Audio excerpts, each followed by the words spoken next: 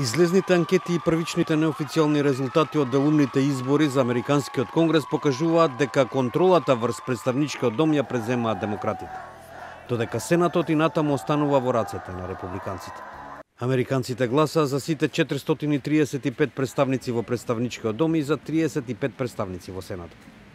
Станува збор за тоа кој ќе има контролата врз Конгресот во преостанатите 2 години од мандатот на председателот Доналд Трамп, кој изборите ги оцени како тест за неговата популарност.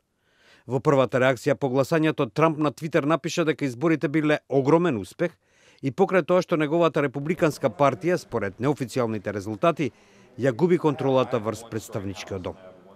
Од Демократската партија пак оценуваат дека ова бил голем успех, охрабрени од одзивот по жестоко поларизираната изборна кампања. Од Њу Јорк до Калифорнија и од Мисури до Џорџија имаше долги редови на избирачките места. Избирачите и натаму остануваат поделени.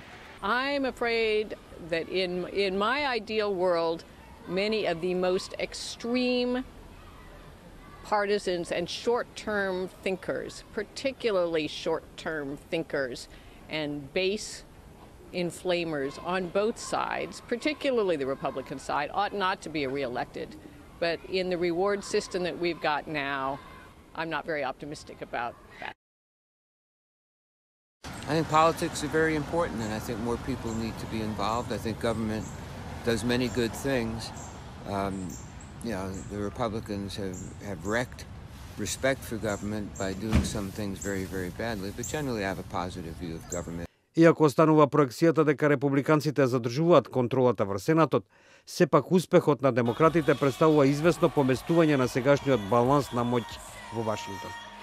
Трамп, кој со месеци ги критикуваше демократите за уништување на американската економија и за имиграцијата во земјата, ќе биде принуден да се договара со нив за да не ризикува на тамошни поделби во се повеќе поделената земја.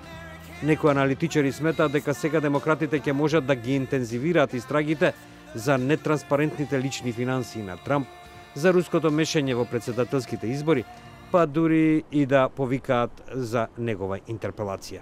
Трамп, како што е соопштено од неговиот кабинет, ги следел резултатите од изборите заедно со пријателите и семејството во Белата куќа.